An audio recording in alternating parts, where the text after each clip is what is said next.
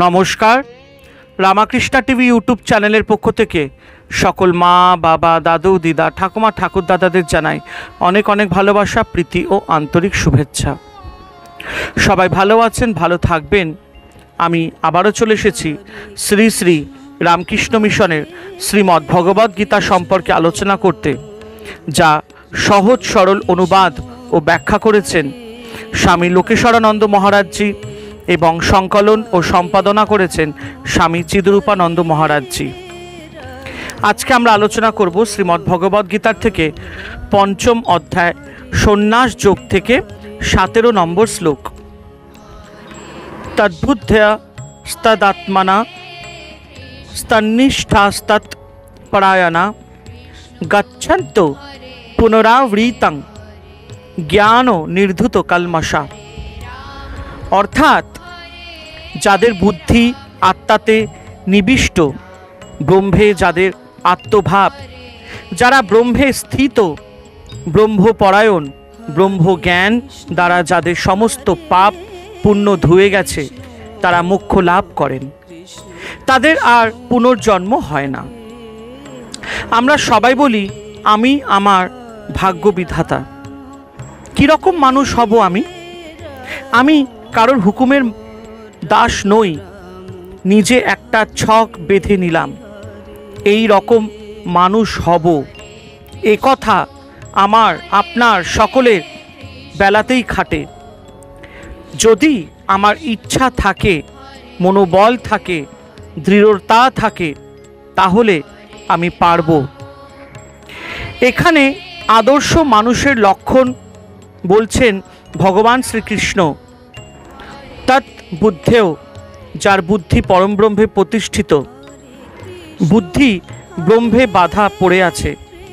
যেমন নৌকা নোঙর করা আছে এক জায়গায়, এখন ঝড়ই হোক আর তুফানই হোক, নৌকা ওই জায়গা ছেড়ে এক পাও নড়বে না।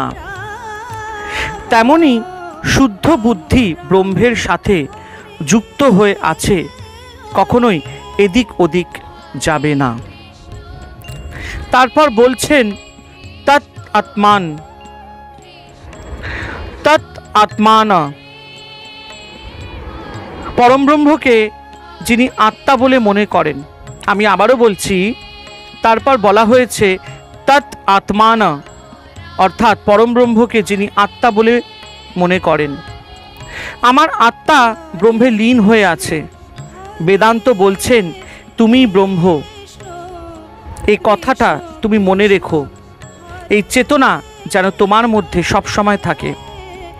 মনে করো তুমি রাজার ছেলে, তুমি হয়তো রাস্তার একটি ছেলের সাথে খেলছো, কিন্তু এই চেতনা তোমার মনে সব সময় রয়েছে, আমি রাজার ছেলে। আমি যে সে নই, কাউকে বলবার দরকার নেই, কিন্তু তুমি জানো তুমি রাজার ছেলে। ঠিক তেমনি আমি নিশ্চিত রূপে জানি আমি ব্রহ্ম। ব্রহ্মাত্মভাব, আমি ব্রহ্ম থেকে আলাদা নই। আমি বোধ আমার মনে সব সময়ের জন্য জেগে আছে।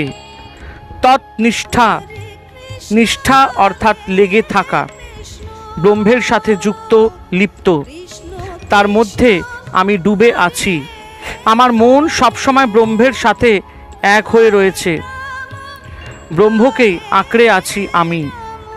যেমন ছোট ছোট ছেলেমেয়েরা মায়ের কাপড়ের আঁচল ধরে থাকে, ছাড়বে না। মনে ভাব ছাড়লেই মা চলে যাবে, মাকে বন্দি করে রেখে দিয়েছে। ঠিক তেমনি ব্রহ্মকে পেয়ে গেছি, আর ছাড়ছি না। বারবার ফাঁকি দিচ্ছ, আর ফাঁকি দিতে পারবে না। জাপটে ধরে আছি, পালাতে পারবে না। তৎপরায়ণা, তিনি আমার একমাত্র আশ্রয়, আমার পরম গতি। তাকে ছাড়া আমি কাউকে চিনি না, জানি না, চিনতেও চাই না।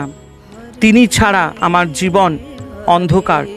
আমার মন প্রাণ সব ব্রহ্মের চিন্তাতেই মগ্ন হয়ে আছে। এখানে তৎ বলতে পরম ব্রহ্মকে বোঝানো হয়েছে। এমন যে ব্যক্তি তার কি হয়? তাকে আর এই সংসারে ফিরে আসতে হয় না। গচ্ছন্তি অপুনরাবৃতং। পুনরাবৃতং মানে পুনরায় ফিরে আসা। আমরা বারবার আসি, বারবার যাই। জন্মালেই মৃত্যু হবে, মৃত্যুর পরেই আবার জন্ম। এই দুয়ের মধ্যে আমরা ঘুরপাক খাচ্ছি। কবে এই আনাগোনা শেষ হবে? জ্ঞান হলে, নিজের প্রকৃত পরিচয় জানলে, কি সেই পরিচয়? আমি দেহ নই, নিত্যশুদ্ধ বুদ্ধ মুক্ত আত্মা। আমি সব পেয়ে গেছি, আমার আর নতুন করে পাবার কিছু নেই। পূর্ণ কাম, আপ্তকাম। আবার কেন ফিরে আসবো এই সংসারে? জ্ঞান নির্ধূত কলমাশা। জ্ঞান মনের সব মলিনতা কালিমাকে নিঃশেষে ধুয়ে ফেলেছে। কালিমা কি? বাসনা। অজ্ঞানতার জন্যই বাসনা। আজ এটা চাই, কাল ওটা চাই। বাসনার কি অন্ত আছে আমাদের? বাসনাকে দূর করতে হবে। মনের দরজায় প্রবেশ নিষেধ লিখে রাখতে হবে। জ্ঞান দিয়ে মনটাকে পরিষ্কার করে ধুয়ে ফেলেছি। চিত্তশুদ্ধি হয়েছে, জন্ম জন্মান্তরের সংস্কার বিনষ্ট হয়েছে। তখন আমাকে আর জন্মমৃত্যুর চক্রে যাতায়াত করতে হবে না। আমি এখন সব বন্ধন থেকে মুক্ত।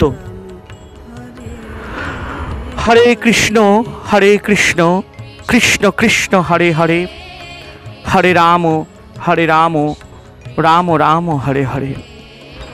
জয় শিব শম্ভু, জয় দেবী দুর্গা দুর্গতি নাশিনী, জয় মা কালী।